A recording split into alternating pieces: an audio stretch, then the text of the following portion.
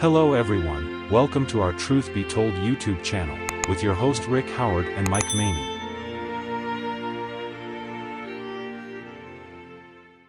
Hello everyone, welcome to another scintillating, exciting, dramatic session of Truth Be Told. You know, one of these days you're going to have to keep that promise. Well, you just told me this is session number 90. 90. So I look back, our first session was in June of 2020, so almost 4 years ago. We started this a few months into the COVID lockdown, and so we just thought it'd be good to do these together. People were spending more time at home and thought, well, maybe we can give them some good Bible studies. So hopefully it has been a blessing over these almost 4 years to people who have followed us.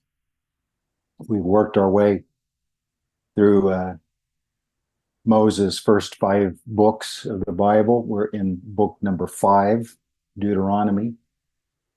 We're primarily looking for Christ, because so many New Testament scriptures tell us that the sufferings of Christ and the glories to follow were spoken about by all the prophets. Mm-hmm.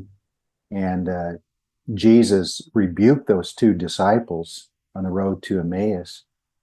And, you know, you read through the Old Testament prophetic scriptures, and so many times what we now call the first and second coming of Christ are in the same passage. Mm-hmm.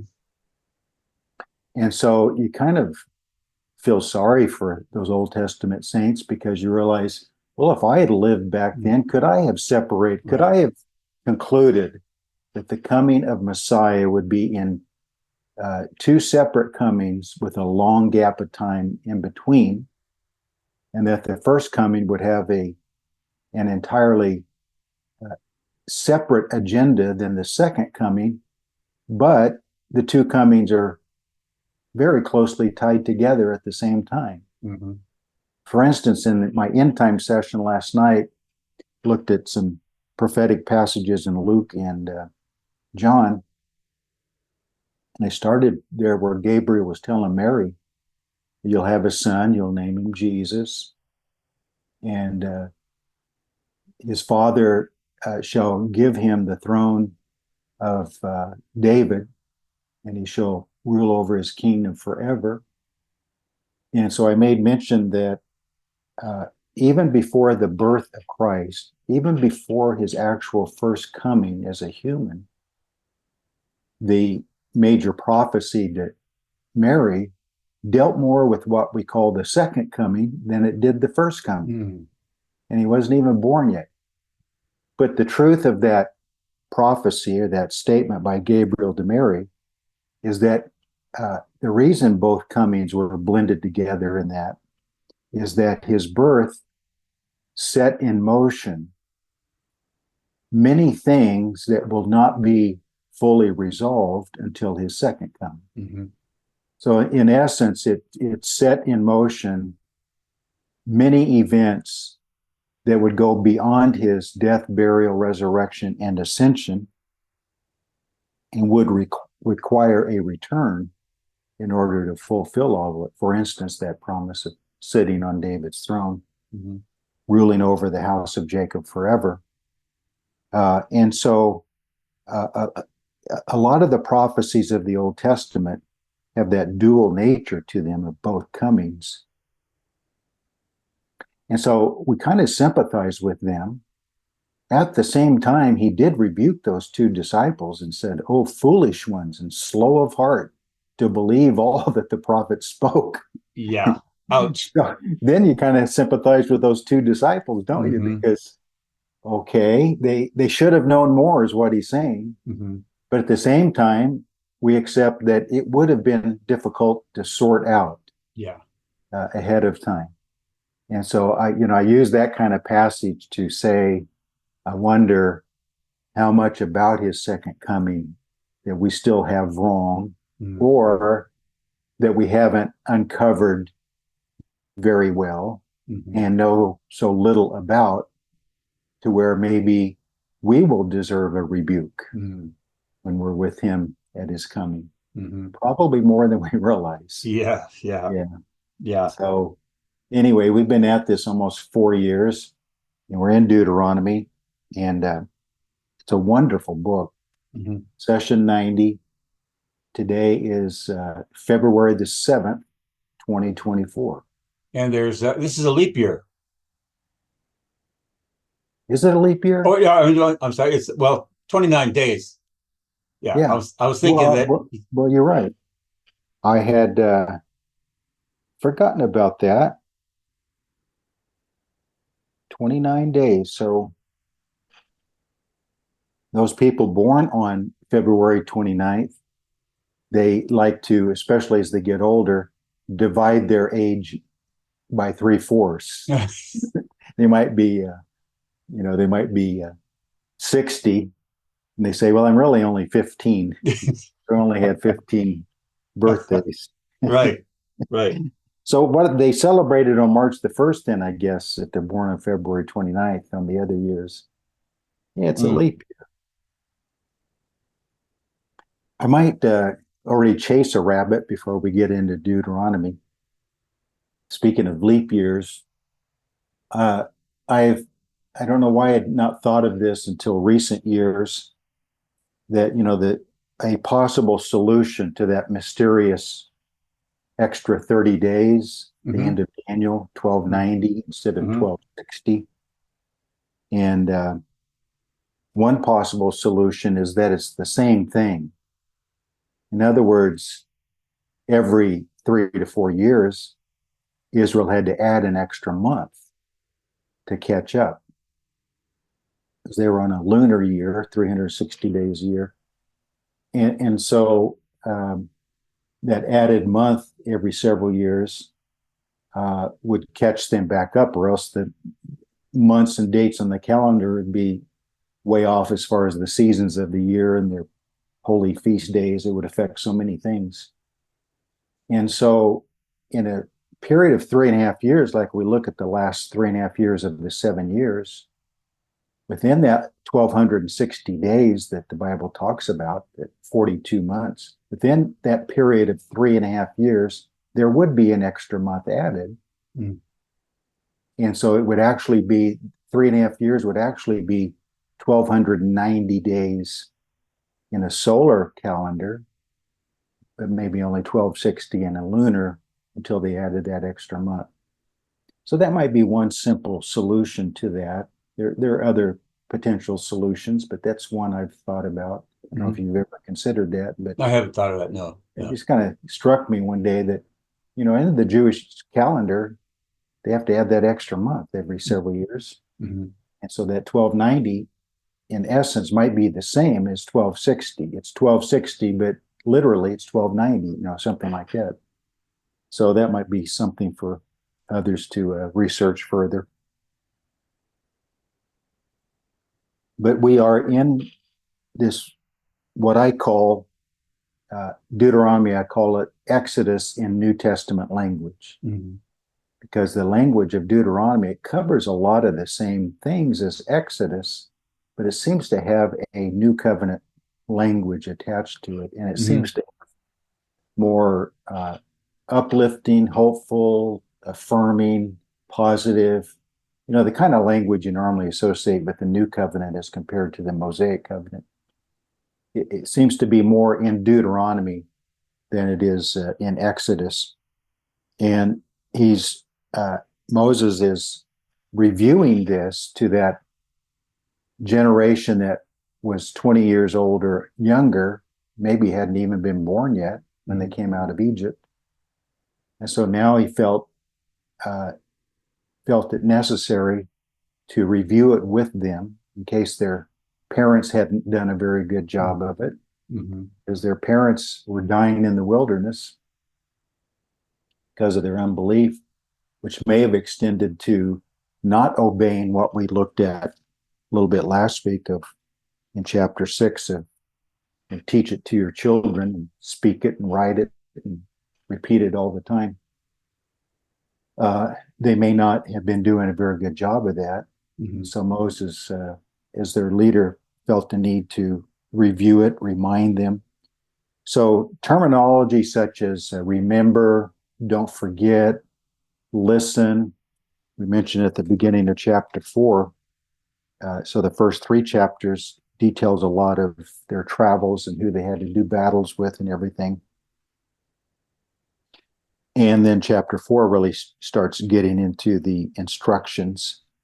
And the very first thing brought up in chapter 4 is listen. Now, O Israel, listen.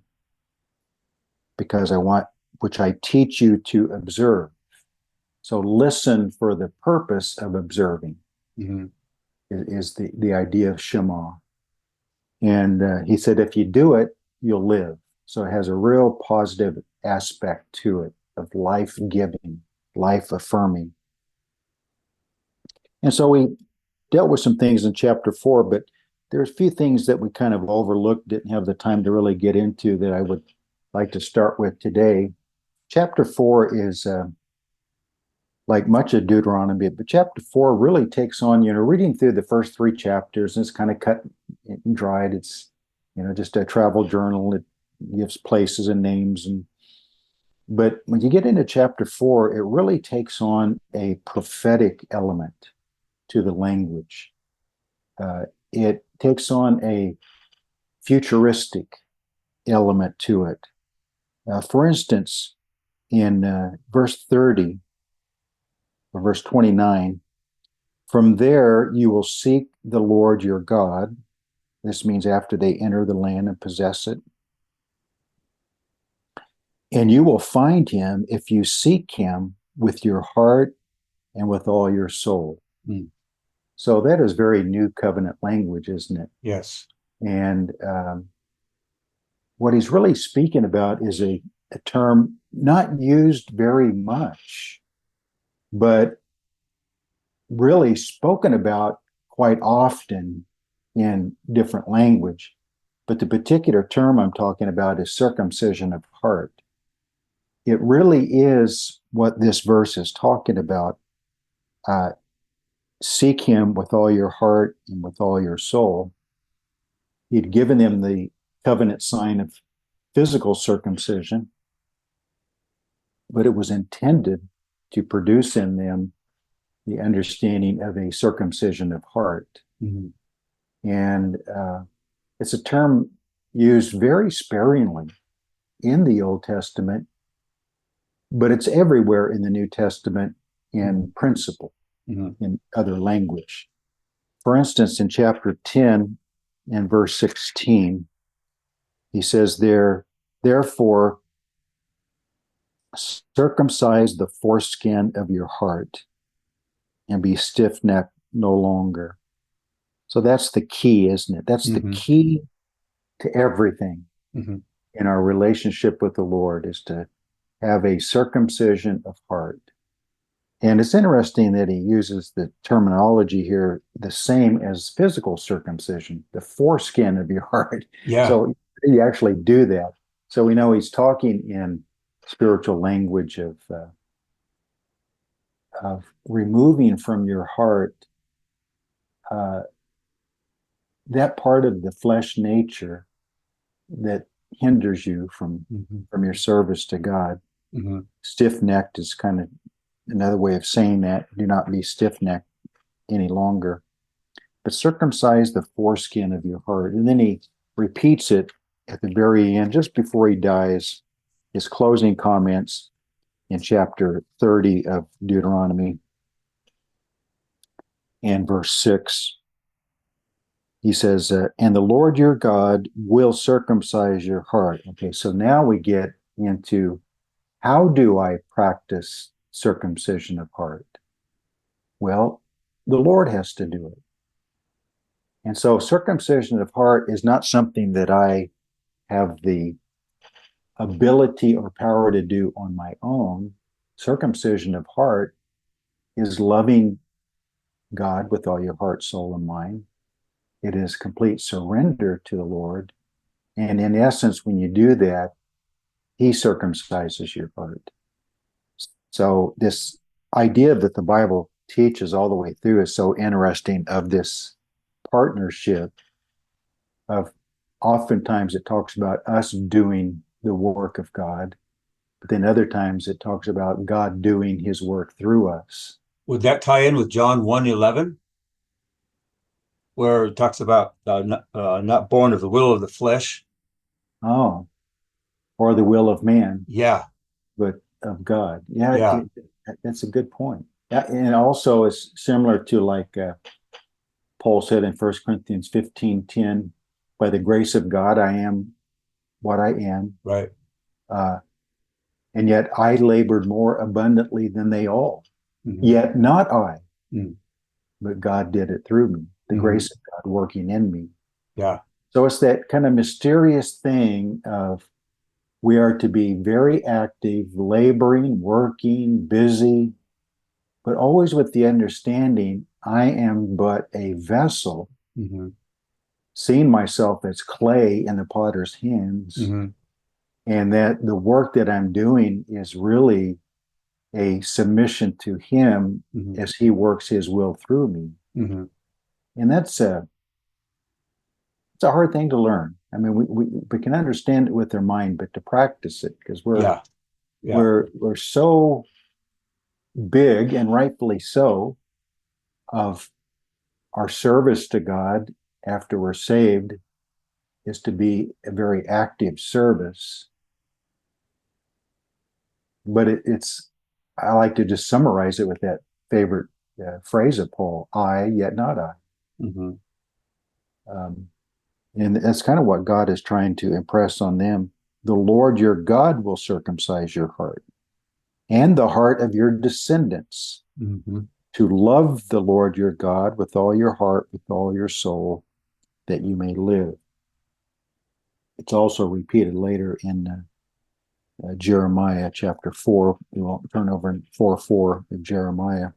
But very few times that actual uh, term is used, and yet the principle behind it is everywhere. Mhm.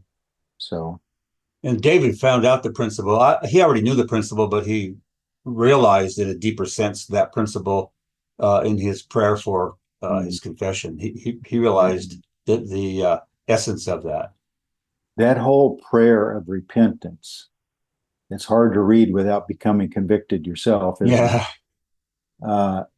Is basically a longer and more detailed description of what circumcision of heart means. Yes. Yeah. Yeah. Yeah, it's a beautiful prayer. And in the prophetic nature, so the relationship aspect of our service to God is verse 29, circumcision of heart. And then verse 30 really gets into the prophetic nature of this book. He says, when you are in distress, you might have a footnote. I have a center column footnote that says distress means tribulation. And I look at the Deuteronomy 4:30 as kind of like a first fruit glimpse of language of a future Mm. great tribulation. Mm. This is kind of like, maybe this is the root idea here of Jeremiah 30, verse 7. It's the time of Jacob's trouble, Yeah. tribulation. Mm-hmm. And the reason I say that is because there's a few times go over to chapter 32 in a minute, maybe, Moses' final prophetic message to them before his death, and he mentions the same idea. The reason I say that is here in verse 30, he says, when you are in distress and all these things come upon you in the latter days. Mm-hmm. Yeah. In the latter days. So that's a term used in Deuteronomy a few times, Mm-hmm. of way out there in the future. So he's already laying out the end of the story of them as a nation, and they hadn't even yet entered into the promised land. It's kind of like when Gabriel was telling Mary about Jesus being king, on David's throne, even before he was born. God often does that in the Bible, where he like leaps to the end of the story and then he goes back and fills in the details of how the end of that story gets there. Well, how about when Abraham was put into a deep sleep and he's laying out their future Yeah, in or when Egypt? Jesus said about Abraham that he looked for the day of Christ and he Mhm. saw it. Yeah. When did he see the day of Mhm. Christ? Yeah. There's different opinions. Maybe he saw it more than once. Mhm. Maybe he saw it when he was in that deep sleep. He certainly saw it on the mountain when he sacrificed Isaac. Yes. He saw the day of Christ. Yes, he did. Yeah. So there may have been several kinds of fulfillments of, maybe he saw the day of Christ when those three men came to visit him about Sodom and Gomorrah, and Mhm. the two left, and the one that remained is called the Lord. Yeah. Yeah. Uh, so maybe he saw the day of Christ there, and as far as Christ in his judgment of the wicked. So, there's maybe several times you could point to when he saw the day of Christ. It made him glad whenever it was. It made him glad. I'm glad. Hebrews 11 says that he looked for the city. Mm. So that's part of the day of Christ. Mhm. He died not receiving the promise, but seeing them afar off. That's Mhm. seeing the day of Christ. Mhm. Seeing them afar off, he embraced them by faith. Mhm. So all of that is seeing the day of Christ, and he rejoiced, as you said. Mhm. Um, so how are we supposed to live day by day? By seeing the day of Christ. Yeah. Seeing the day of Christ helps us in the present, doesn't it? And being reminded that we are strangers and pilgrims in this life. So I mentioned this distress. Is that what the old King James says there in 430? It does when you are in distress. Or that's I have the New King James. Let's see. King James is when thou art in tribulation and all these Tribulation. things are come upon thee. Okay. Mhm. Well, tribulation is probably a little bit better word to use then. Distress kind of has a generic or general meaning. Mhm. Tribulation can, but it more carries the idea of a specific tribulation in the latter days. Mhm. This verse is talking about. And I have a note here. This is from let's see that this word for tribulation that's translated as tribulation or as distress, that the action of this Hebrew word means to press. So it's pressure. The concrete idea is that of an enemy, and the abstract would be trouble.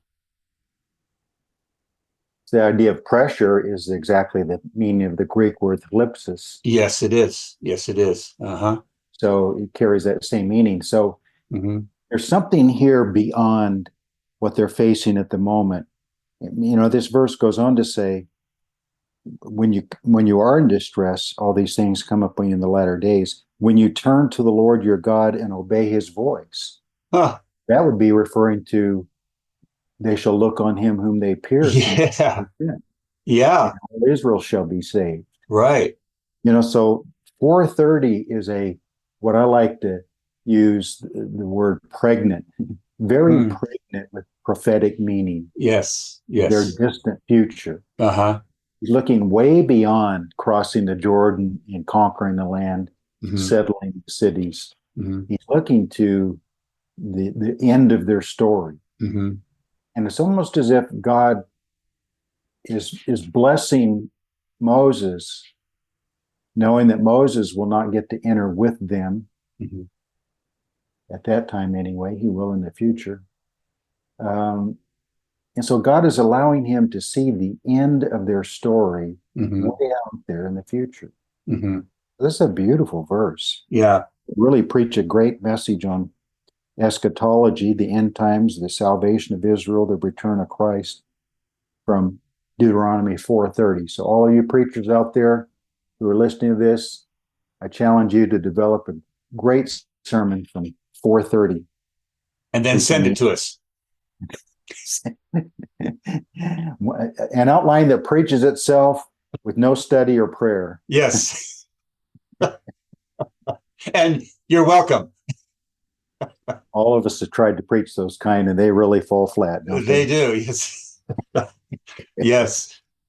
So if we go to the end of this book, and we'll come to it later as we get to it eventually, but in 31:29, so as they are in Moab, Moses is getting ready to go up on Mount Nebo to die, and gets to see it but not enter, and starts to deliver that great prophetic message in chapter 32.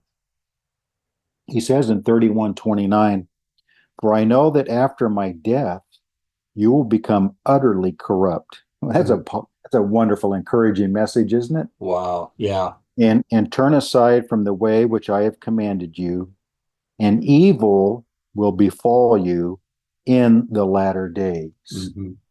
So we take that term, and as I've said many times, the later prophets loved the writings of Moses. Mm-hmm. They borrowed terminology from him. Mm-hmm. So that, for instance, this term that Moses has used a few times, in the latter days, I mean, that's the famous Isaiah 2, 2 through 5. In the latter times, in the latter days, the mountain of the Lord's house shall be established, and the word shall go forth from Zion, and all that wonderful part. Yeah. Isaiah is basically just borrowing terminology from Moses. And we know that passage in Isaiah is referring to the millennial kingdom age. So Moses is setting the stage for the later prophets to borrow from him. Mm-hmm. Mm-hmm. And then in 34, 35,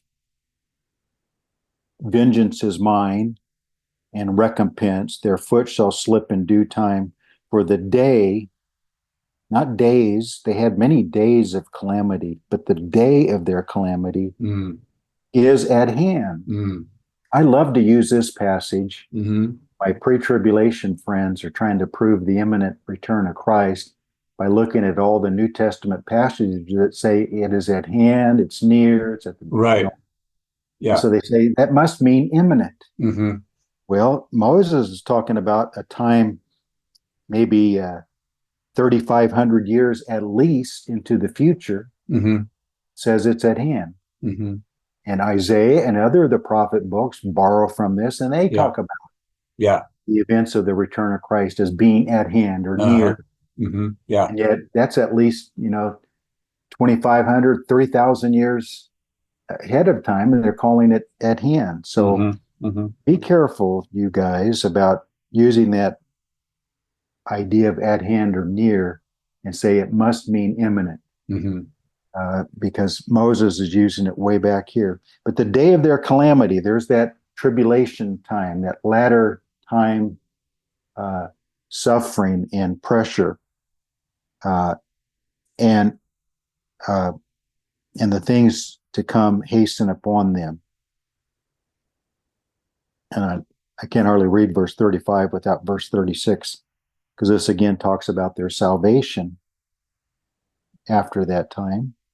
The Lord will judge his people, have compassion on his servants. When is he going to do that, though? When he sees that their power is gone.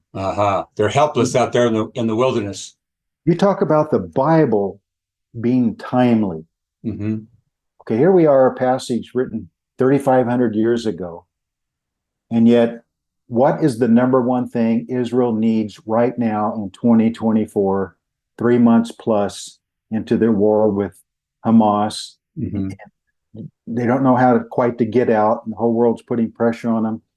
And they talk about we're going to win because we have the military might, we have the will, we have we just have the advantage. Right. We're bigger and stronger, better. Never again, is their slogan. God says, you're going to have a whole lot of tribulation and trouble and distress until you reach a time where you don't say any of that any longer. Right. Right. You say, my strength is gone. Mm-hmm. And you totally Yeah. surrender yourself Yeah. to the God of Israel, and he will deliver you, not the military might, not your financial power, not any of the things that you're depending on, what the Bible calls the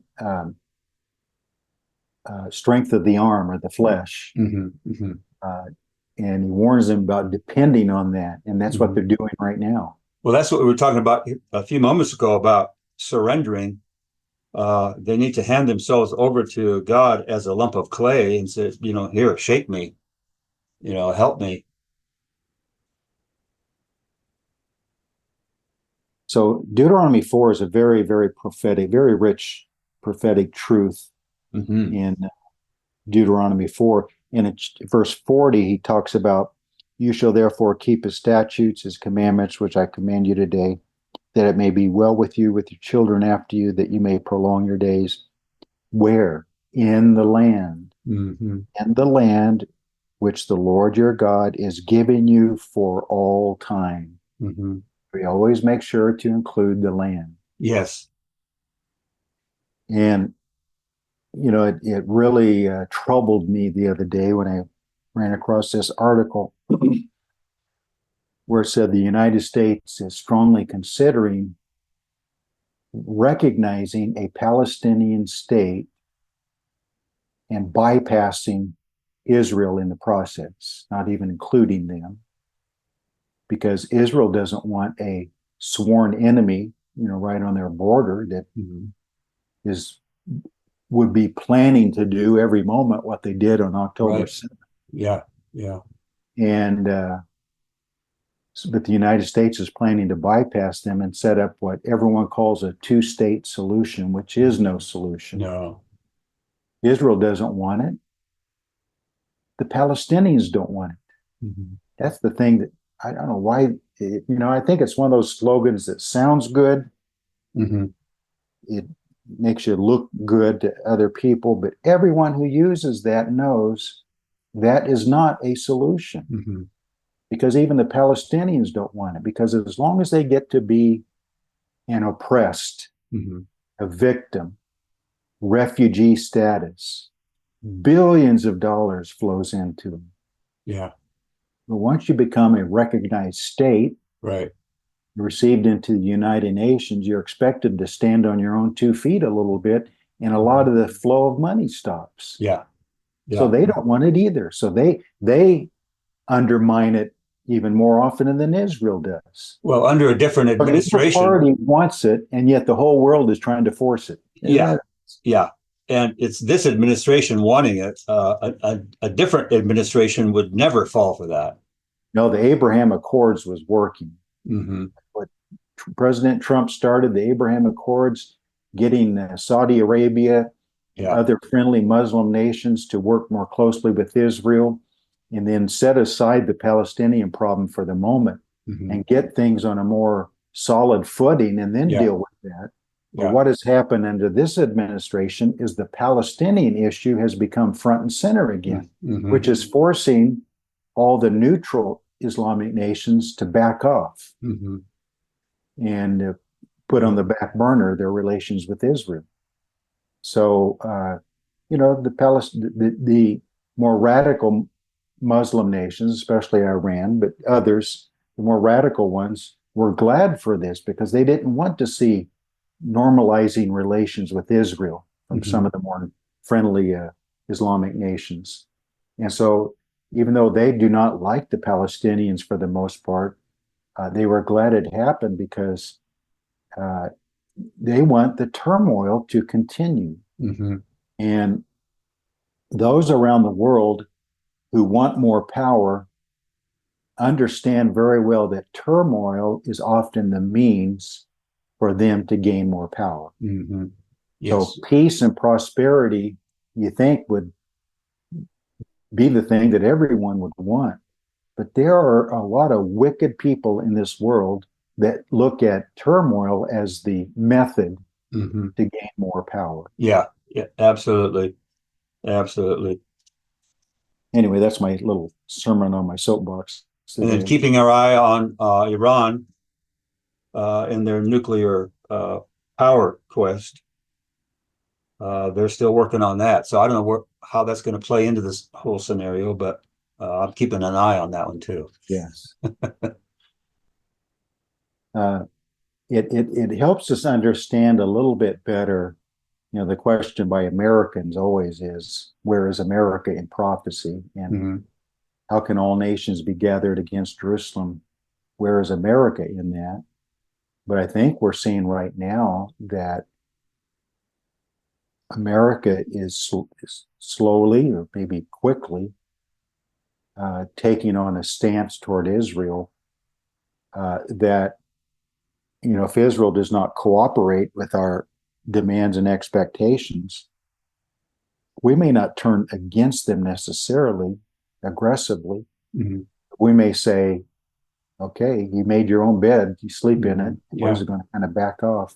Because America has a bit of a history of trying to be neutral, trying to stay out of wars, even though lately we haven't been so good at it. But through President George Washington in World War I and II, we tried to practice that.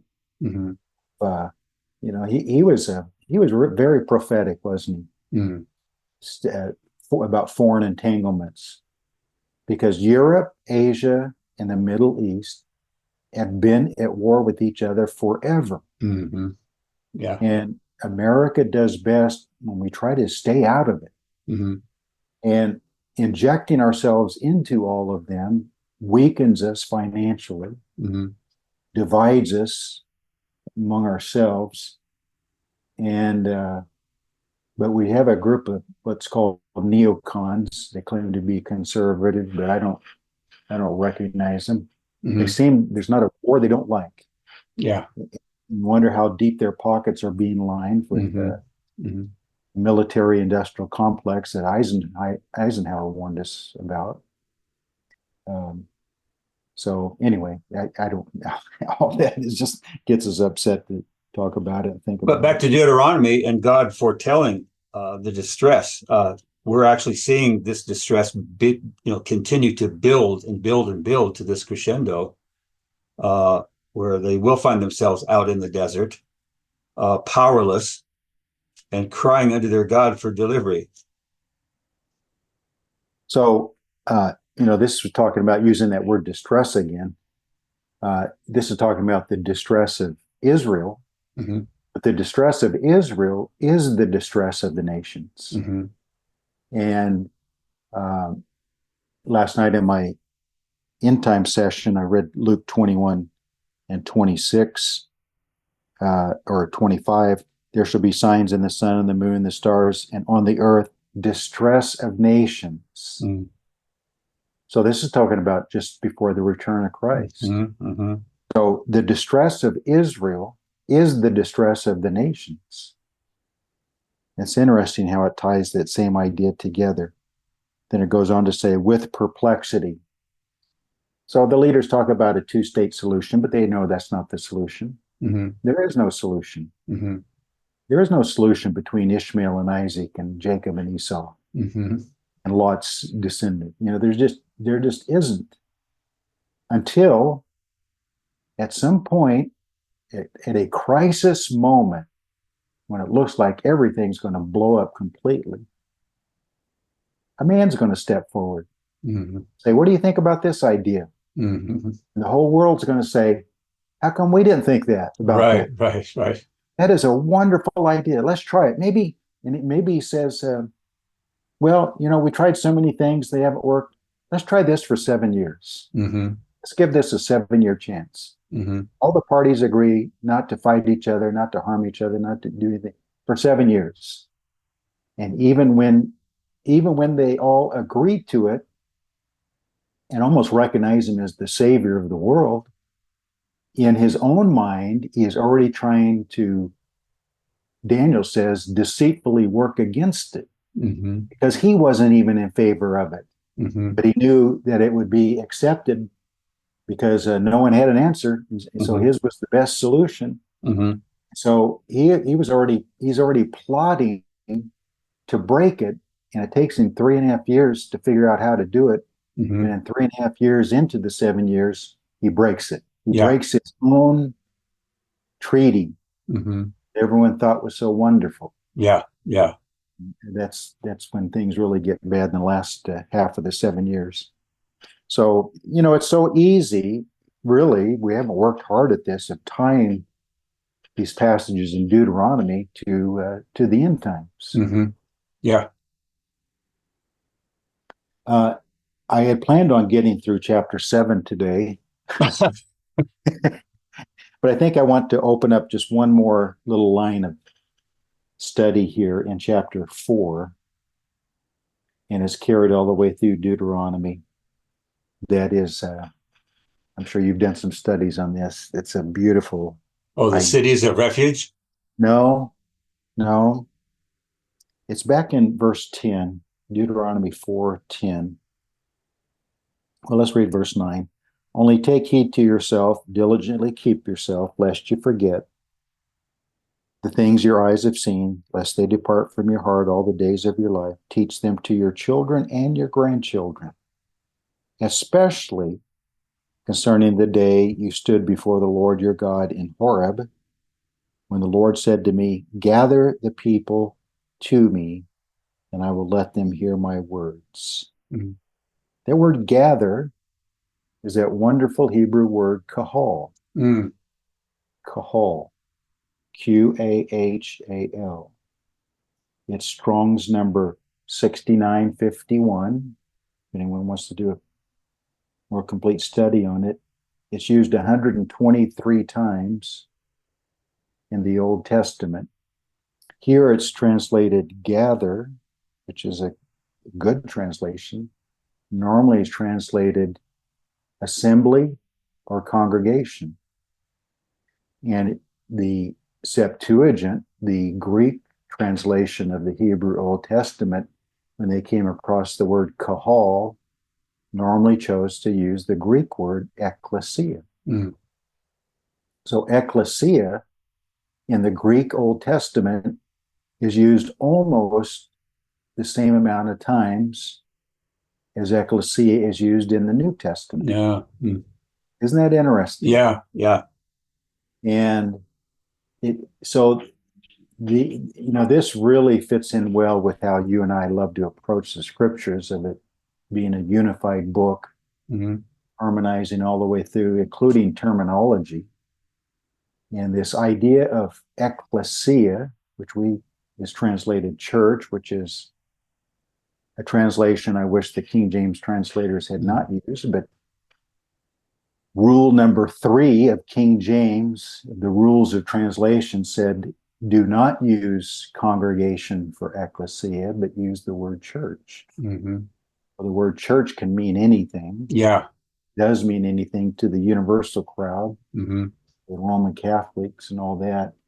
So it basically, ekklesia loses its meaning by being translated church. Mm-hmm. If it had been translated assembly or congregation, as it really means, if it had been a true translation, I know all the King James only people are going to jump all over me here. But, that is about the same time as the printing press was becoming really commonly used, so that the Bible could be printed in bulk, Mm-hmm. so that every home could have a Bible, not just the Bible chained to the pulpit in the church, that the priest told you what it meant. Mm-hmm. But now with the Bible in your home, as you learn to read, you could read the Bible for yourself. And if you were reading through the New Testament, and every time the Greek word ekklesia had been translated as assembly or congregation, and all the lay members reading that, and then they come to church, and the priest or the Church of England bishop or whoever is telling them that the church is everyone living in this community. That's why we baptize babies, Mm-hmm. so that they become a citizen of the state and a member of the church at the same time. And so it's everyone living in this parish, or whatever Mm-hmm. term they use for that area. And the members are reading, it says, No, my Bible says it's an assembly. It's a congregation. It's not every person in this area. It's every person assembled for a common purpose. Mm-hmm. That would undermine the improper view of what a church is under the Roman Catholic system or the Church of England system or the Presbyterian system or the Lutheran system and all those reformers that we call them, that so many people love to quote and read after and all that, that the Anabaptists were being killed by, Mm-hmm. Mm-hmm. because the Anabaptists understood that an ekklesia is a local assembly of baptized believers united in covenant with a common purpose. Mm-hmm. It is not everyone in an area. It's those who willingly choose to gather with other saints Mm-hmm. in a single heart for a single purpose. So this is what kahol. Kahol was ekklesia in the Greek Old Testament. And so, you know, you and I love this unified approach to Scripture, so that by understanding this, kahol is ekklesia in essence, in principle. And, you know, people call us all sorts of heretical names and all sorts of charges against us. Mm-hmm. Mm-hmm. And it seems like we're implying that the ecclesia idea was well grounded in the Old Testament, but it was. Mm-hmm. Kahol is the proof of that. Used about the same amount of times as ecclesia in the New Testament. So here it's translated gather. And what is a church today? A church today could be defined by Deuteronomy 4:10. I know we don't want to like spend a lot of time talking about the differences between the nation of Israel and the church and all of that. So we're not going to extreme on that. But I'm talking about a principle or a foundation idea you can find for ecclesia in Deuteronomy 4:10. Gather the people to me. Isn't that what a church is? Yep. Yep. And what's our purpose? I will let them hear my words. Mm-hmm. So is there a better definition of church in the whole Bible than Deuteronomy 4:10? Mm-hmm. And then after we hear his words, what's the result supposed to be? That they may learn to fear me. Right. Man, that covers the whole thing, doesn't it? It does. Ecclesia, Yes. right Yes. there in Deuteronomy 4:10. Uh-huh. Anyway, that's another little soapbox sermon I get on once in a while. And I know people love the King James Version, and I do too. I was saved under the preaching of it. It was taught by it. I preach from it. I love it. It's a wonderful translation. But they were under certain regulations by a monarch, you know, a system that we dislike greatly, under rules given by him that they had to follow. And this one rule, I think, would have had at least some effect if ecclesia had been translated as assembly or congregation in the New Testament scriptures.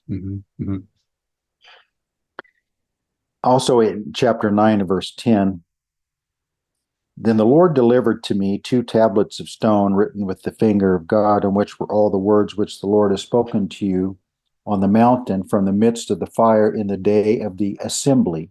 So assembly is kahol, or in the Septuagint, ekklesia. Again, what's the idea of ekklesia? Well, it says, the words of the Lord spoke to you in the midst of the fire in the day of the assembly. I mean, it's another good, just kind of a core idea of what ekklesia means. The Lord speaking to us in a powerful and holy way. Chapter 10 and verse 4. And he wrote on the tablets according to the first writing the 10 commandments, which the Lord has spoken to you in the mountain from the midst of the fire in the day of the assembly. So often it's translated as assembly. And then chapter 18, this is the last one I'm going to read, but like I say, there's 123 times in the Old Testament. Yeah. Deuteronomy seems to emphasize it. And when we get to like chapter 12 and so forth, it talks about the place, the place, the place, the place. Mm-hmm. And it's surrounded by this word kahol, this assembly idea. 18, 16, 15. The Lord your God will raise up for you a prophet like me from your midst, from your brethren. Him you shall hear, according to all you desired of the Lord your God in Horeb in the day of the assembly, saying, let me not hear again the voice of the Lord my God, nor let me see this great fire anymore, lest I die. So that's just another example of the assembly. The assembly. So he would often call a kahol, and they would assemble together for a specific purpose. But it is interesting that the specific idea of the assembly, when he's talking about this 38 years later, 39 years later, he's talking about their time at Mount Sinai, receiving the Ten Commandments. He calls it the assembly. Yes. So they understood what it was. God's presence was there, God's power was there, God's word was there, God's laws were there, and they were assembled together. And they did some terrible things there that God had to deal with, but the basic idea of ekklesia was what they were at Mount Sinai. Mm-hmm.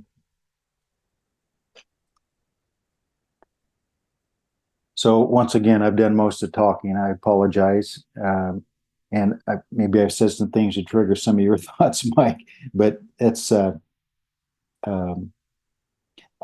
give one more little tidbit here, because I really do want to get to chapter 7 next time. And we talked about chapter 6. One more little tidbit. Chapter 6 and verse 8. So we looked at, the Shema and all that about teaching your children, and how God used that to raise up an educated society. But look at verse 8. You shall bind them as a sign on your hand, and they shall be as frontlets between your eyes. So we're trying to have a mindset through our studies, and through my end time studies, I'm trying to do this, of when you're reading in the New Testament, have a mindset of where might that be found in the Old Testament that lays the foundation for this. Mm-hmm. Be shocked at how often you'll find it that way in the Old Testament. And this idea in verse 8, isn't that kind of the foundation in an opposite fashion of the idea of the mark of the beast? Where is the mark of the beast? On your hand, Mm-hmm. on your forehead. Mm-hmm. But here, this is God marking his people with his word on your hand, between your eyes, or their forehead. So the mark of the beast, Revelation 13:16 talks about that, on your forehead and in your hand, is everything about the antichrist is the counterfeit, an attempt to imitate in a perverted fashion the things of God or the things of Christ. So we already have the idea of God's word, as it says here, a sign. Verse 8, you shall bind them as a sign. Yeah. Sign on your hands and between your eyes. Mm-hmm. So that's the principle laid down, the foundation laid down in a spiritual, godly fashion. Mm-hmm. Antichrist is going to take that same thing. Antichrist is going to take Deuteronomy 6:8 and pervert it for evil, power, and control. And Revelation 13:16 says it's going to be in the same location as a sign of loyalty to him. Mm-hmm. as opposed to loyalty to God. And I think the hand and the mind, well, the forehead represent your mind, your thought, your loyalty, like you just said, and then your actions, Exactly. how you present that loyalty. Yeah, so it's going to extend more than just, whatever we say, an implant between your Yeah, forehead or implant yeah, in the scan, yeah, QR code or whatever we might say. But it's an extension beyond that yeah, of yeah. your thoughts and your actions, where your loyalty lies, shown in your actions. Mm-hmm. And here God says it must be me and my words Mm-hmm. in your mind and in your actions. Yes. Antichrist is going to come along and say, no, it's in your mind and your actions to be loyal to me. Mm-hmm. But then in chapter 14 of Revelation, those on Mount Zion with the Lamb having their father's name written on their foreheads. Mm-hmm. So that's the true sign on your forehead and in your hand, is the sign of loyalty to God, not loyalty to Antichrist. So just interesting that so many things you come across in the New Testament, if you just start thinking back into the Old Testament, you see either the foundation or the counterpart. In this case, I would call it the counterpart of the godly example of what Revelation 13:16 is the ungodly example of the same thing. Mm-hmm. Mm-hmm. So it's just one of those things you run across in the Bible that just really, it confirms inspiration. It confirms that God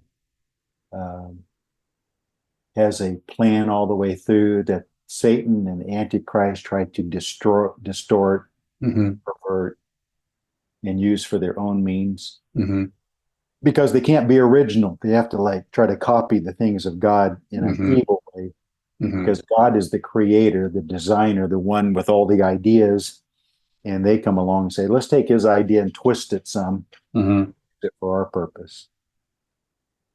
And you mentioned earlier about the distress of the nations, really involves also the distress of Israel. And I'm tying that back to previous sessions where you emphasize that there's an elect in the earth. There's God's elect program in the earth. And even among his elect people or nation and such, there's going to be this disloyalty.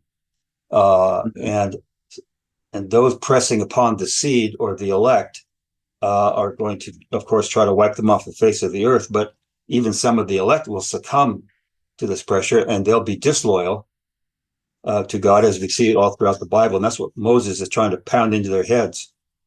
You stay loyal, don't fall away. So we can see the pressure in the Old Testament was immense. And many of them did fall away, but it's not going to let up under the Antichrist. He's still going to keep pressuring these people. 2/3 will die, as you've mentioned before. The 1/3 will come through, stamped with the loyalty to God on their foreheads, as it were. And they're the ones that will be delivered. So it's just, like you said, it all ties together so seamlessly. All these different books of the Bible, different time frames, different writers. I was just like Jesus' outer garment, one piece of woven fabric. Yeah, seamless garment. I like that. Thanks for adding that in, Mike. So we probably should quit making promises. Brother Ward used to always say, I've tried to quit telling lies in the pulpit. But we hope to get into chapter 7 next week. There's a lot in chapter 7. And as we work our way through Deuteronomy, we're just going to relax and enjoy ourselves. There's so much in it that takes us to the other parts of the Bible that we don't want Braden Barnum coming along later and saying, how could you miss the big things in that chapter? Yes. So yeah. we don't. Maybe we'll miss them on purpose so that Brother Braden can then the test. bring it up to us. Some glaring oversight just to see if he's really paying attention. Yeah. Well, thanks, Mike. Well, thank you. Thank the Lord for this wonderful book. Amen. Kind of camped out a couple of sessions a lot in chapter 4, but it's a good one. Really, really, really rich. Thank you. We're not everyone. going anywhere. You know, if it takes us 20 years to get through the Old Testament, it just take us 20 years. Yeah. Well, we've got 123 subscribers along for the ride, so we're glad that people have attached their star to this wagon. And we request that you share it with others, let other people know about it. Yes. You know, it's everyone wants a different approach to the podcasts and videos and YouTube channels they watch and everything. And some people might say, man, you guys are going way too slow for me. You know, a lot of people want kind of a one lesson summary of the whole book, you know, Deuteronomy or something, just hit a few high points and move on. And I like those, you know, and I do those. Sometimes it's good to do that, but other times it's good to slow down and you know, at our age, I really do enjoy slowing down and just trying to, as I call it, wring everything I can out of that wet piece of cloth, you know, it's in that passage of scripture, and not feel like I just need to hit it and move on. Sometimes just, you know, do what the Bible encourages us to do. Just stay there and meditate on it. Just meditate on it. Because we know that when he comes back, he's going to show us so many things and passages that we thought we knew completely. That he's going to say, how could you overlook that? It was staring you right in the face. Oh, fools, slow of heart. Those two disciples on the road to Emmaus are going to be there laughing at us. See, you guys did it too. You did it too. Oh boy, what a great day that'll be, just to have all this revealed in its clarity and context. But you know, in the meanwhile, we're just doing what we can to try to bring some things out from our perspective, just hopefully to edify others. Thanks, Mike, and thank all of you. And until next session, we'll sign off for now. All right. Thanks, everyone. God bless you.